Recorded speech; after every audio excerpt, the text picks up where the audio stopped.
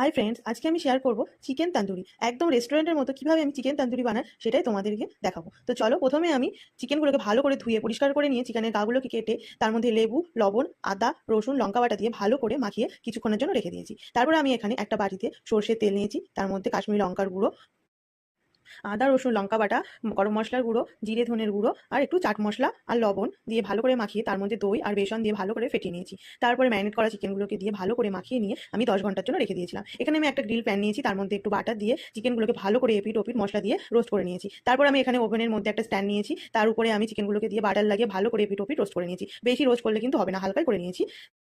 একটা চারকোল নিয়ে ভালো করে পুড়িয়ে একটা বাটির মধ্যে দিয়ে দিয়েছি, আর একটা তাওয়ার উপরে দিয়ে তার উপরে চিকেনগুলো দিয়ে চারকোলের উপর বাটারটা দিয়ে একটা ঢাকনা দিয়ে ঢেকে রেখে দিয়েছি। এর মধ্যে স্মোকি ফ্লেভারটা আসার জন্য কিন্তু ঢাকনা দিয়ে ভালো করে কিছুক্ষণ ঢেকে রাখতে হবে। এখানে আমি চাটনি বানানোর জন্য আদা, রসুন, লঙ্কা, ধনেপাতা, একটু লবণ, টক দই আর একটু লেবু দিয়ে মিক্সারে পেস্ট করে নিয়েছি। দেখো, আমার চিকেন তান্দুরি আর চাটনি